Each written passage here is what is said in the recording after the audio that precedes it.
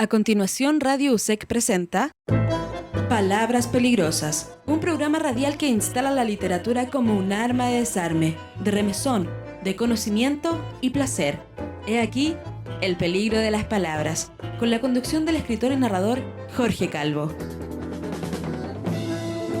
Hola, ¿cómo están, queridos amigos y auditores, gente que nos sigue en el programa Palabras Peligrosas, un programa dedicado a la literatura que resulta posible gracias al auspicio de la Universidad SEC, Sociedad de Escritores de Chile, y Signo Editorial.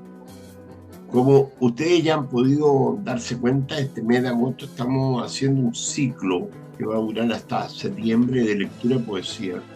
Hemos convocado alrededor de 200 poetas que se han unido en un coro de poesía para conmemorar estos 50 años desde el día del golpe de Estado.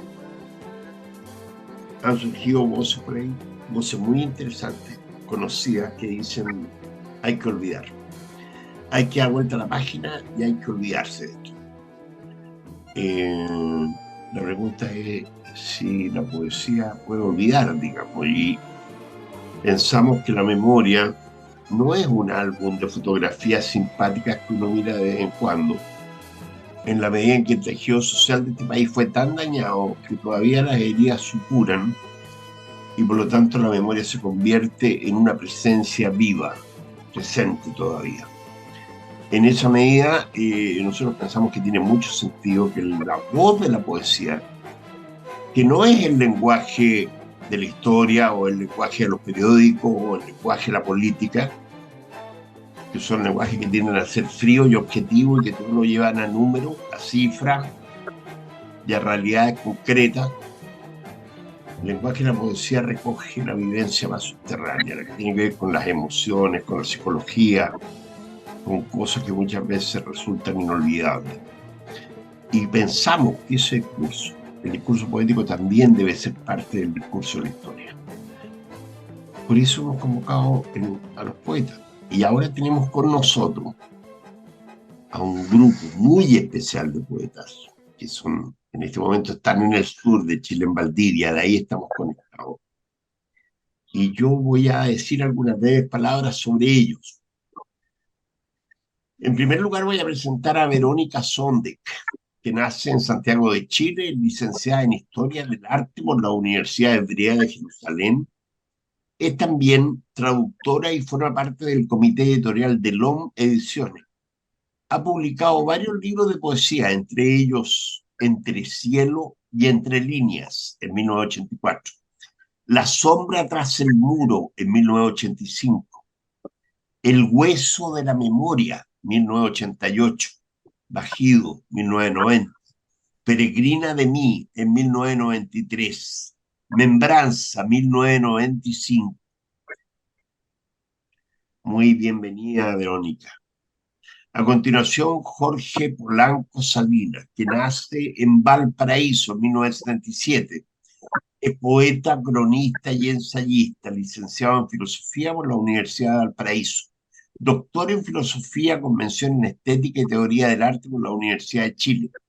Actualmente docente en el Instituto de Filosofía de la Universidad Austral de Chile, en la ciudad de Valdivia. Ha publicado varios libros de poesía y ensayo, entre ellos La Zona Muda, una aproximación filosófica a la poesía de Enrique Lin, Las Palabras Callan y Sala de Espera, de Escena Azul del 2019 acá. Luego tenemos con nosotros a Yanko González Cangas, que nace en Buin en 1971. Es doctor en Antropología Social y Cultural en la Universidad Autónoma de Barcelona. Es profesor de Antropología Social en el Instituto de Historia y Ciencias Sociales de la Universidad Austral de Chile. Ha publicado, entre otros libros, Metales Pesados, El Cultrún, Valdivia, 1998. Héroes Civiles y Santos Laicos, entrevistas a 13 escritores chilenos. Barba de Palo, Ediciones, Valdivia, 1999. Alto Voltaje, ¿Alto Volta o Alto Voltaje? No. El Cultrún, Valdivia, 2007. los más ordenaditos, Fascismo y Juventud en la dictadura de Pinochet, ensayo investigativo, Weber, Santiago, 2020. Y yo espero haberlos presentado bien a ustedes. Si me equivoqué en algo o dije algo mal, ustedes, por favor, corríjanlo. Tenemos con nosotros la presencia de Rodrigo Verdugo, muy conocido como poeta surrealista con aires góticos. Y estamos acá eh, para preguntarle. A mí me gustaría partir preguntándole con Verónica qué ha significado para ella esto desde su oficio de poeta, desde la poesía, este tiempo que hemos vivido, y especialmente con relación a la memoria, y al tema de si de la memoria o la poesía pueden olvidar, digamos. Buenas noches, Verónica. Hola, muchas gracias por la invitación. Eh, es difícil contestar eso porque en realidad yo creo que la poesía trabaja con la realidad, ¿no? Y la memoria, no hay realidad sin memoria. Eh, pienso que cada uno de nosotros individualmente y todos juntos llevamos una memoria que se completa en la medida en que vamos recogiendo esos fragmentos que nos tocó vivir y que nos toca vivir aún, ¿no? Entonces yo no veo cómo puede ser posible no trabajar la memoria, ¿no? Pues somos memoria, eso es lo que nos constituye, eso. Muy bien. ¿Y tú tendrías por casualidad ahora un poema como para leerlo, compartir con nosotros? Sí, mira, quiero leer un poema que salió Por Gracia de Hombre, un libro del 2007 que salió en LOM, que se llama Detenido Desaparecido. Ya. Pajarraco es un detalle que pasa volando. Pajarraco carga a tres hombres en su vientre. Dos hombres se encajan a uno bajo el ala. Pajarraco se aleja del suelo y avanza. Abajo, muge el ganado en la pradera que besa el mar. Arriba, zumban Trinidad y Moscardón sin piedad. La hoja del corvo está helada. Un monosílabo chilla y ejecuta la orden. Un bulto cae a plomo envuelto en vértigo rojo. Sé, soy la testigo, no tengo nombre.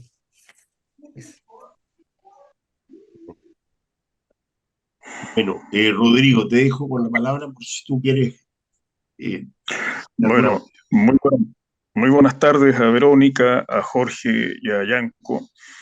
Eh, nosotros cuando iniciamos este ciclo, eh, nos preguntamos cuál es la incumbencia de la poesía en los binomios historia-memoria, memoria y olvido y memoria-identidad. Sobre eso, quisiera preguntarles primero a Yanko, desde también su postura de poeta y a la vez también antropólogo, y luego a Jorge, desde su postura de poeta también y luego filósofo. ¿En qué medida la poesía, al igual que la historia, tiene una incumbencia en estos binomios de historia y memoria, memoria y olvido y memoria e identidad? No sé, Yanko primero, por favor. Ya. Bueno, muchas gracias por la invitación. Un saludo a Jorge, a Rodrigo y obviamente a mis amigos valdivianos, con los cuales estamos compartiendo a menudo y, y- y además muy contento de compartir a menudo en este año tan acontecido, eh, porque justamente detrás de de este año hemos podido reunirnos los poetas, y los poetas de este territorio tras un proyecto de conmemoración, ¿no? De sucesivas lecturas. Y en ese contexto, en esa serie de lecturas, ¿no? De varios poetas de nuestro sur, eh, obviamente ha aparecido una y otra vez de manera recurrente estas cavilaciones, ¿no? Cómo la poesía puede dialogar, cómo se intersecta en realidad con la memoria y con la historia.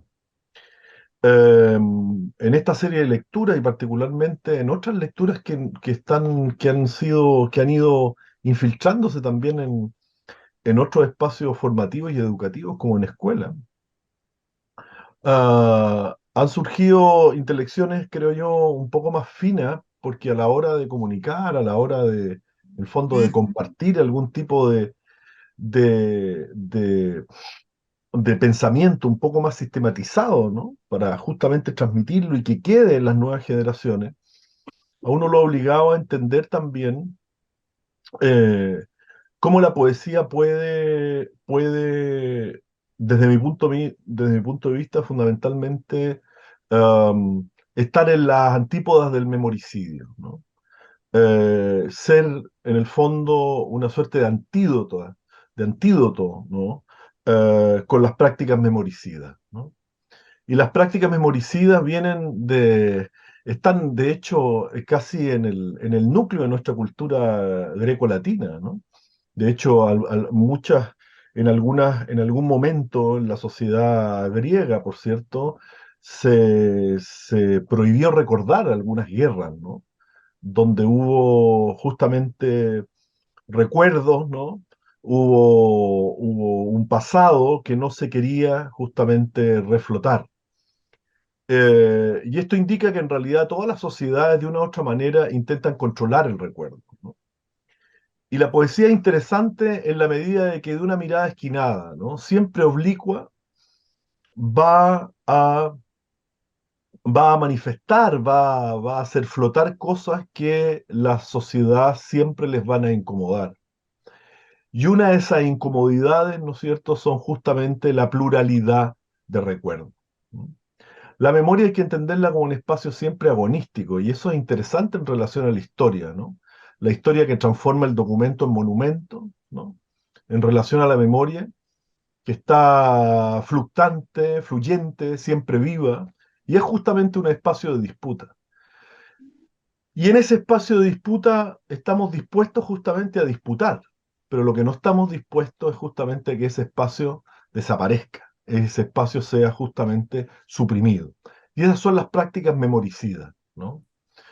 Y efectivamente, como abrió Jorge esta plática, siempre está la pulsión por los que quieren recordar, los que quieren controlar el recuerdo, porque saben que controlando el recuerdo, ¿no? No solo se controla el presente, sino también el futuro, se legitima el presente y se legitima un proyecto de futuro, ¿no? Casi siempre justamente se intenta controlar por, obviamente, el statu quo y quienes quieren conservar un orden, ¿no? Eh, y ese orden, obviamente, un orden interesado, ¿no? Por eso también se dice que la memoria siempre es una política del presente, ¿no? Es decir, que siempre funciona y trabaja para los intereses del presente. Por supuesto, nosotros no estamos ajenos a eso. Y estamos dispuestos a disputar, ¿no es cierto?, la memoria, el pasado, ¿no? Y el recuerdo. Pero estamos dispuestos a disputarlo, ¿no es cierto?, en un espacio donde esa disputa, ¿no?, ese espacio, ¿no?, agonístico de lucha exista, ¿no? Y que no sea secuestrado, ¿no? Y eso yo creo que es el gran desafío en la conmemoración de estos 50 años, ¿no? La poesía contra el memoricidio, ¿no? Yanko, ¿algún texto alusivo o que diga que tenga relación, digamos, con esta misma temática, ¿no? Del 11 de septiembre, quizás, la implicancia. No, pero, o sea, tiene mucha relación. Este es un poema que se llama Guido, un poema que se llama Guido y lo voy a leer ahora. Y se van a dar cuenta por qué tiene relación. Mi tío Guido me contó que en Génova, en plena Segunda Guerra Mundial, justo en el patio de atrás de un acuario, donde las bugambilias crecían fuertes y coloridas, La única sirena que había en el mundo fue carneada, sobre un suelo seco y polvoriento por un doctor, el dueño de una pescadería y otra gente más. Dijeron que ella, eso, nunca había aprendido a hablar, porque era muy simple, y el cura que sostuvo una de sus manos mientras su garganta era cercenada, agregó que tan solo era un pescado, y los pescados no podían hablar. Pero ella gritó como una mujer que siente un miedo horrendo. Cuando ellos tomaron las huevas maduras y doradas de su costado, el doctor dijo que esa era la prueba de que ella era un simple pescado y que esos huevos no eran niños, aunque cuando le ofrecieron algunos, calladamente los rechazó.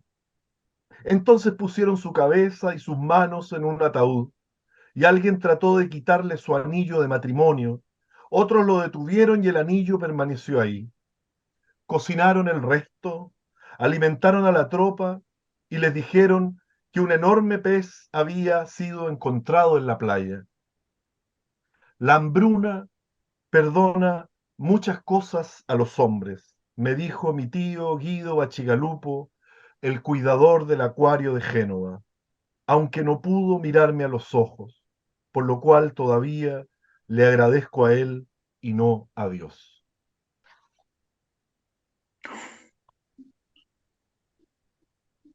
Bastante, bastante relevancia con el tema. Muchas gracias, Yanko. Eh, bueno, eh, Jorge, te dejo la palabra también con la misma interrogante que la extendía Yanko. Bueno, muchas gracias primero por la invitación. También aquí a las colegas, a los colegas que están acá, los poetas, y a los que nos escuchan. Eh, Estoy aquí alrededor con varios niñitos, niñas que están jugando, entonces de repente se van a escuchar los juegos.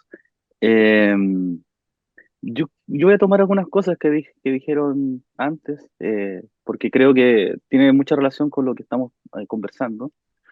Eh, Quizás uno de los aspectos que tiene la poesía y que tiene el poema es que trabaja con lo inolvidable, una palabra que ahí apareció, que dijo Jorge al comienzo. Y ese trabajo muestra también cómo se ha ido construyendo este presente. La memoria además no es algo que está clausurado, sino que nos está construyendo constantemente, nos, eh, nos crea, ¿cierto? Como dice también, como dijo Vero, o sea, la memoria, somos memoria, ¿cierto? Entonces, la poesía ha tenido una labor clave también en Chile en ese sentido, porque imagínense que hubiese sido en dictadura sin la poesía, sin esas escrituras de contragolpe al régimen. Y en esa fragilidad que tiene la poesía, y que tiene el poema en general, también hay esa potencia de expresión, como conversamos ayer justo en una lectura que estamos organizando, que mencionaba Yanko, que se llama 50 golpes, y que en un momento yo pensaba ponerle, que pensáramos como 53 en relación con una memoria también de la unidad popular y no solamente desde la dictadura, pero bueno, quedamos en 50 justamente por también pensar que esta historia actual no ha terminado, no es que quedó atrás, sino que sigue presente, ha construido nuestras formas de vida y ha traído consecuencias en las vidas, consecuencias radicales. Entonces no es que uno mire hacia atrás como si algo fuera ya completamente dejado de lado, sino que nos ha hecho vivir un tipo de vida. Eh, y en ese control del recuerdo también, que decía Yanko, implica una manera de entendernos nosotros en la actualidad como si no hubiese historia atrás. ¿Mm? Como si no hubiesen ocurrido todo ese daño que se creó sistemáticamente en Chile. Y a propósito de la relación que me preguntabas al principio, Rodrigo, sobre, sobre también la filosofía, me acordé de Aristóteles en un momento, que decía que la poesía es más importante que la historia. Una frase polémica, por supuesto. Una frase que a los historiadores les debe doler. Pero hay un argumento que es bastante potente, que hoy día sí los historiadores lo toman en cuenta, que la poesía tiene imaginación. Construye también, la memoria también es imaginación. Entonces, esa potencia que también tiene el poema, creo que es fundamental pues, para crearnos, para construirnos. ¿Tienes algún texto, Jorge, que te parezca alusivo a lo que nos convoca hoy? Sí, estaba pensando, yo saqué una pequeña publicación con los amigos neovicalistas que se llama Lacrimógena, y es publicada, claro, tiene relación con la revuelta, pero más que la revuelta va hacia atrás, hacia la violencia y el silencio, tratando de comprenderla hacia atrás, no tanto Claro. como en el presente, solamente en el presente, sino se va hacia atrás. Entonces, había pensado en un poema bueno, que retoma puros textos del cura Boone, pero a propósito de las vidas que ha generado estos 50 golpes, como le llamamos acá, estos 50 años, voy a leerle este poema. Tarde en el hospital. Aristóteles, España, Aristóteles, España. Retumbaban los parlantes de la sala de urgencias, colmada de atropellos, suicidas, enfermos terminales, lanzas constatando lesiones, todos ordenados por gritos y dolor. Pensé en Isla Dawson, compañeros que a pesar de todo se atendían por amistad. Aquí, los enfermos clamaban agolpados en la urgencia del Hospital Van Buren, el purgatorio de los desvalidos. Aristóteles, España, Aristóteles, España, llamaron por última vez al poeta más joven de la prisión. No vi pasar a nadie, o quizás, si me esfuerzo, diviso una sombra, un hombre calvo y bajito, caminando erguido, recto hacia el final. El fantasma de España que todavía está por ahí, ¿eh?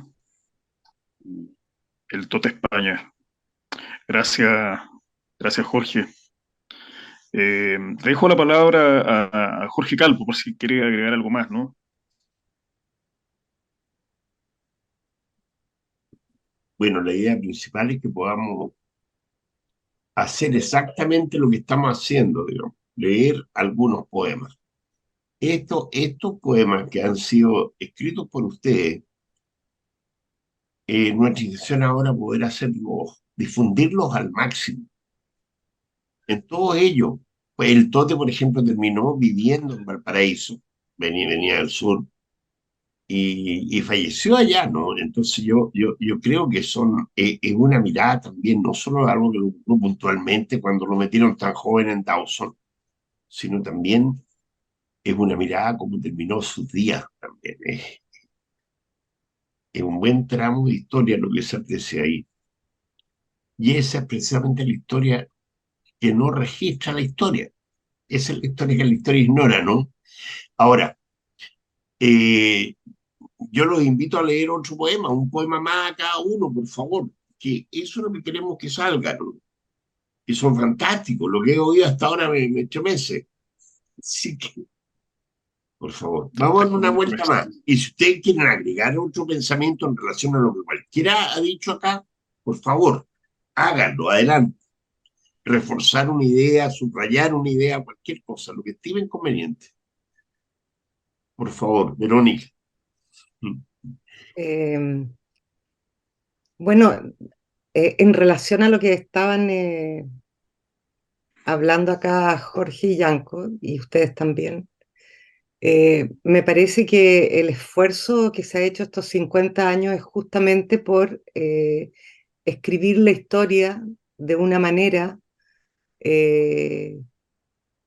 no que olvida, sino que borra, ¿no? Como que cuando escucho, por ejemplo, la derecha hablar de la importancia de la vida y de que el aborto es algo inconcebible porque es un ser vivo aunque aún no lo sea, eh, me cuesta mucho entender cómo no pueden, por ejemplo, empatizar, la empatía, ¿no? Que es algo muy, yo creo que es lo que falta, ¿no? Desarrollar eso. Cómo no pueden empatizar con el dolor de quien aún no encuentra a su familiar o a su amigo, eh, que también es vida, ¿no? Y yo creo que que justamente la labor de la poesía es esa, ¿no? Como tratar de agarrar todo aquello que no termina de solidificar, ¿no? Que uno lo palpa, pero no, pero se escurre, ¿no? Entonces yo creo que la memoria, aunque es selectiva, ¿no? Cada uno de nosotros seguramente recuerda cosas distintas de situaciones parecidas. Sin embargo, ese, esa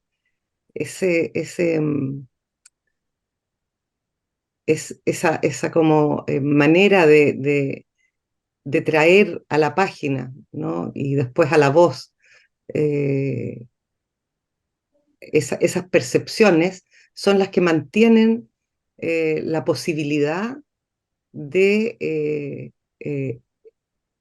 de reconstituir eh, la memoria, ¿no? Yo creo que eh, a mí siempre me sorprende cómo nadie les contesta, ¿no? Nadie, digo, de aquellos que están con la palabra vociferante siempre.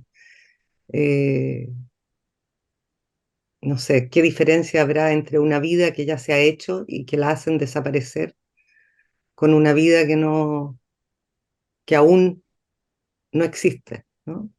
Pero bueno, son cosas que se dejan. Quiero leer un fragmento de un poema largo, un fotopoema que hice con Patricio Luco que se llama Instalaciones de la Memoria, un Perfecto, fragmento pequeñito. perfecto, maravilloso. Ya. Golpes, golpes premeditados tras la telaraña de las ventanas, golpes duros, golpes justos o injustos en las esquinas, golpes ciegos, golpes de puño sobre la mesa del hogar, golpes, se escuchan golpes, un ejército de botas invisibles tañe el suelo, gritos, se escuchan gritos, una bandada imaginaria de pájaros migra y vuela en cielos cargados de soledad azul.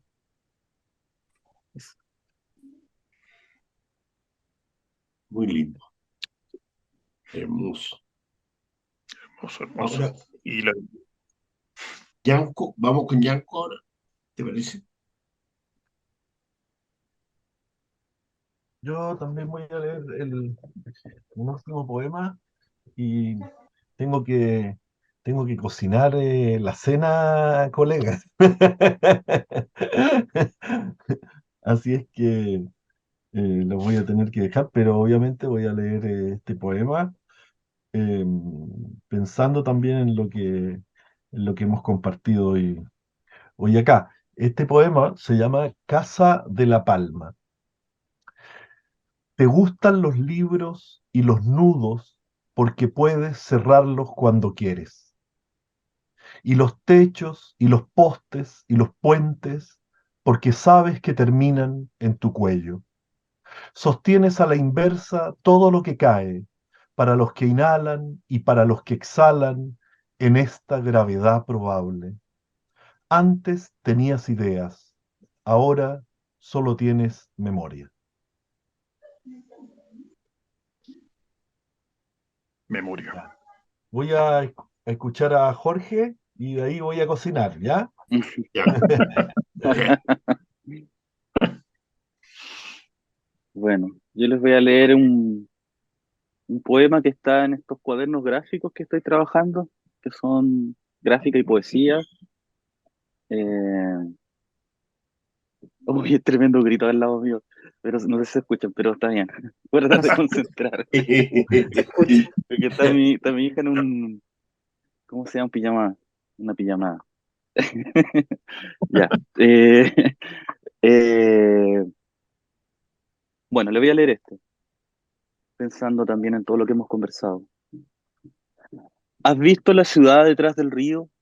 ¿Has visto los muertos huyendo de su destino? ¿Has visto comenzar una y otra vez las torturas, los incendios, el patriotismo? ¿Has visto crecer ante tus ojos el silencio de la rabia? ¿Has visto triunfar y perecer a los mismos de ayer? ¿Has visto a ese hombre subir, ganarse una jineta y sucumbir? ¿Has visto la ciudad, las calles en la noche, las habitaciones con luces blancas y sombras de guerra?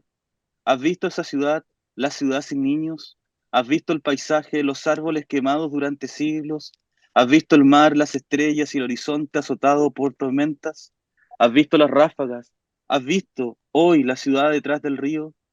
¿No has visto los miles, millones de seres vivos detenidos en las esquinas, estacionados días, horas sentados en las veredas, protegiendo a sus hijos sobre el puente? ¿Has visto la ciudad detrás del río? ¿Has visto volver a Pedro, Jimena, Rubén, Enio, Maja, los amigos ocultos en las esquinas? ¿Has visto cómo se enciende la tierra, las ropas y las palabras en las noches de invierno? ¿Has visto esta ciudad sin ellos? ¿Has visto esta ciudad con ellos? ¿Has visto cómo crece la maleza los días y atardeceres? ¿Has visto los parques, los basureros, los senderos, los vendedores ambulantes murmurar sus canciones? ¿Has visto la ciudad detrás del río? ¿Has visto la ciudad repleta de niños? ¿Has visto comenzar todo de nuevo, miles, millones de seres vivos? ¿Has visto tus padres, tus hijos, tus nietos nacer detrás de este murmullo? ¿Has visto esta ciudad, estas voces, estos rostros entonar una y otra vez la misma canción? ¿Has visto el poema, los miles, millones de seres vivos? ¿Has visto hoy cómo en el nacimiento y la muerte aparecen los soldados, los asesinos y los luchadores? ¿Has visto hoy, en este lugar, la ciudad detrás del río? ¿Has visto tu nombre escrito detrás del muro? ¿Has visto el traje de fiesta de los campesinos, tus abuelos en la siembra y la cosecha? ¿Has visto correr a tus primos? ¿Has visto los pies en el barro, la guadaña y las horas de caminata de tu madre? ¿Has visto a tu hija que se resiste al río? ¿Has visto tu mano agarrando su lápiz y escribir la primera palabra? ¿Has visto, te has visto en esta ciudad pronunciando el nombre de cada uno de sus muertos? ¿Te has visto por una sola vez, en un solo segundo, en la ciudad detrás del río?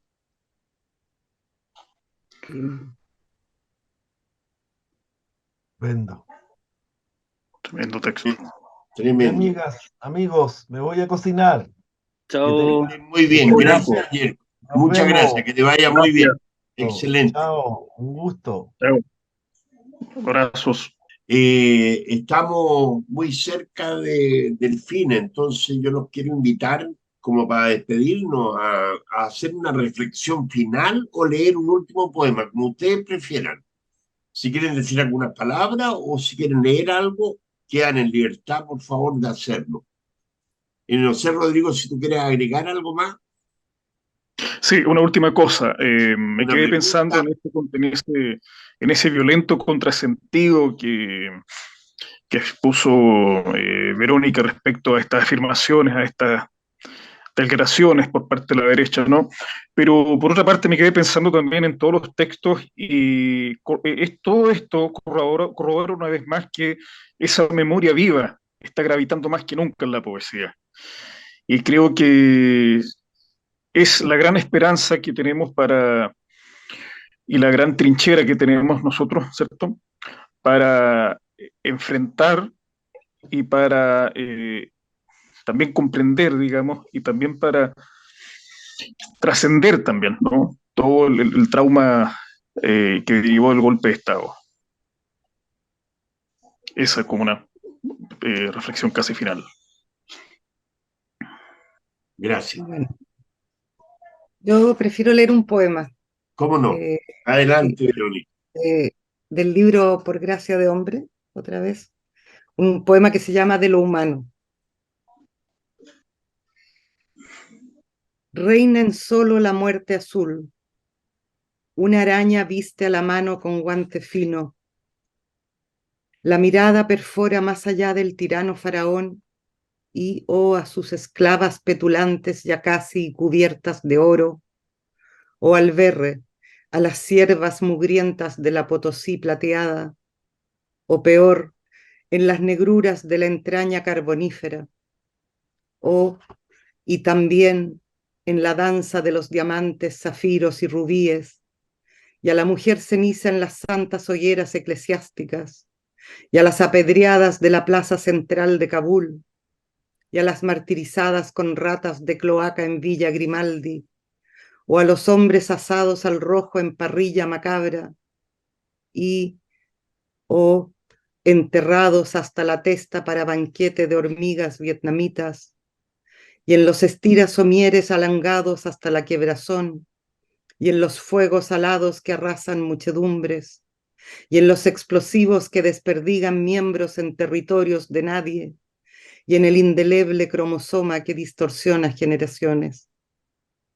Ay, me doy contra la pared, y es que me da por pensar en cuándo, en cómo da una vida para contemplar bellezas de ala trizada, o gotas que se desmiembran en colores en un cielo cubierto de nubes, o para mirar pausados y en embeleso el ensimismado azul de una mosca, o el verde de una lombriz que anuncia el ciclo, o el rojo de una sangre menstrual, o y el beso voraz de dos bocas, y también el temblor de un abrazo, y el ardor de una breva partida, o el jugo de un trozo de sandía, o y el dulce sonido de la cuerda de un bajo, y el llanto primoroso de un niño nuevo. Sea así, me digo, y nos toque algo bella por gracia del hombre, y basten matahambres para ser satisfechos en los límites de este territorio. En su texto. Muy bueno. Yo voy a también leer un poema, pero Ya. voy a ¿Quiere decir algo decir algo? pequeño. Ah, ya, Sí, voy a leer un poema y les ya, voy a decir algo pequeño, breve, que voy ya. a tomar esto que dice la Vero del tema de la historia, cómo se borra con la derecha, ¿cierto? Y a veces la poesía ha ayudado como a entender la violencia y a mí me ha permitido en cierto modo explorar o tratar de buscar esa respuesta a través del poema. Entonces, bueno, voy a leer esta carta de ajuste que está tomado de puros discursos de Curas Bull. Carta de ajuste. ¿Usted me podría enumerar un solo gobierno, militar o democrático, bajo el cual no se hayan cometido o no se estén cometiendo centenares, miles de violaciones a los derechos humanos?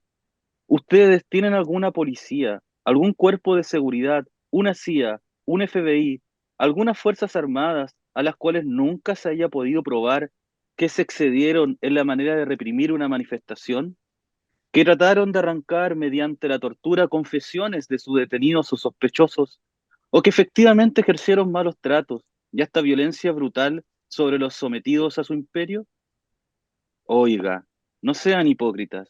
Ustedes tienen un historial con las manos manchadas de sangre donde quiera que sus ejércitos, cuerpos de policía o seguridad han llegado. Han dejado siempre una estela de opresión, terror y sangre. Nosotros conocemos el amor de Dios, el perdón. El comunista no cree en Dios, no tiene amor, solo odio. Se nota en sus rostros, enfermos y desfigurados porque su corazón está enfermo. La razón exige que a la educación se le dé un espacio, se le espere.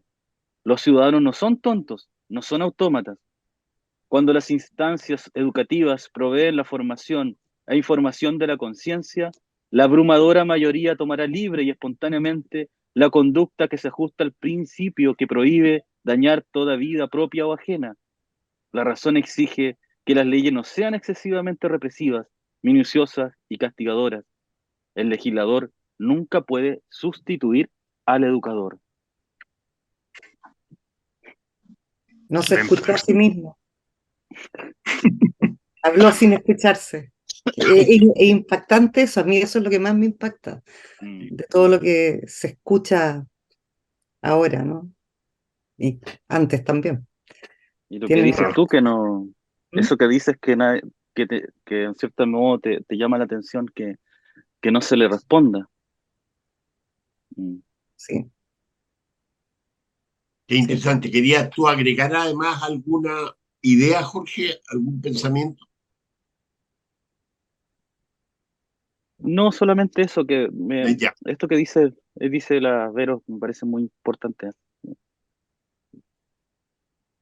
Eso de la Perfecto. pues que en realidad no se trata de olvidar la historia, sino que lo que están tratando de hacer es borrarla. Esa idea a mí me parece como relevante, no sé, por lo que está pasando hoy. Y en cierto modo, lo que, se ha hecho en poesía, en cierto modo, una respuesta, ¿no? Claro que sí. Pero fundamentalmente yo creo, desde mi perspectiva, que es la necesidad de mantener presente algo que ocurrió. En cambio, ellos no necesitan mantener presente eso. Ellos quieren simplemente dar vuelta a la página porque ellos ya hicieron lo que tenían que hacer. Para ellos la historia se reduce a defender lo que tenían que defender y punto. Lo demás es daño colateral, como le llaman. No forma acá parte ni siquiera de un problema ético para ellos. No. Eh, es impactante porque ven siempre la historia. Yo creo que esa palabra que usé es súper importante, la empatía, porque no Claro. ven al otro ni a la Mira, otra, ¿no? la empatía No, es una palabra que nace del hecho de reconocer a otro ser humano como prójimo, ¿te fijas? exacto, es Solamente que ahí eso hay empatía. Hay empatía si yo reconozco a alguien como prójimo. Pero si lo que yo estoy haciendo es ver a alguien como un peligro, ya no dejo de tener, yo ya no tengo empatía con él.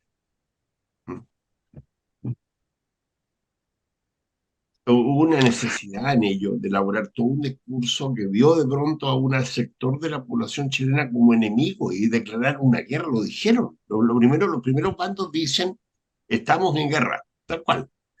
Y después cuando fue el estallido social fue lo mismo, volvieron a decir, estamos en guerra. Tuvo que venir un general a decir, no, no estamos en guerra, la misma noche. Pero es increíble, Jorge, para cerrar también lo que dice Verónica, que por sobre todo los que son las disputas interpretativas que hay sobre este tema, se agregue esto de esta borradura, ¿cierto? Esto de borrar todo, ¿ah? Que también es lo más como alarmante y peligroso también, ¿no? Borrar todo hacia atrás, ¿no? pero no Ni sé si siquiera olvidar. exactamente lo que hacen es borrar, ¿no? Porque lo que hacen es negar, Claro. saben que existe, lo dicen, pero le niegan el peso, ¿no? Por Claro. lo mismo, y por lo mismo se vuelven a autorizar eh, la repetición de esa postura. Y eso es lo Interesante tremendo. en el sentido de lo que señaló nuestro querido amigo Jean Coe, el nombre de él, en su intervención. Él dijo que esa historia, la historia que ellos escriben, simplemente busca ignorar ciertos aspectos de la historia, es reescribir la historia pensando en un futuro. Están construyendo la base de un futuro que no quiere considerar lo que ha ocurrido. Lo quiere ver solamente como un accidente, como algo que pasó y que por lo tanto es olvidado. No es constituyente de nada. Nosotros necesitamos un futuro que contemple al ser humano como prójimo, que lo contemple como alguien a quien hay que respetarle sus derechos. Si dejamos de respetarle los derechos al prójimo, entonces todo está permitido. Ahora se suma a eso como una especie de revalorización de figuras autoritarias, que no solamente en Chile en todo caso, pero en Chile está encarnada en Pinochet y en otros más de esa, como podríamos decir, de ese grupo de figuras, pero también tiene que ver con esta bucalización de la política en general en Latinoamérica. Es alarmante, no sé si ustedes han visto las noticias de lo que pasa en Ecuador, Sí. que era muy parecido a lo que sucede, digamos, como formas de organización cultural, muy parecido en Chile en algunas cosas, y hoy es una situación muy, muy compleja, y las personas piden un Bukele, empiezan a pedir un Bukele. En Chile está pasando eso. Hoy Pinochet es uno de los momentos más valorados según mediciones estadísticas que el otro día escuchaba. Y tiene que ver con este síntoma, ¿no? de la bucalización, pues, de alguna manera. Bueno, yo quiero agradecerle la presencia esta noche. Estamos en la hora, tenemos una hora justa y estamos cumpliéndola. Les agradezco mucho, les mando un enorme saludo, muchas gracias y que estén muy bien.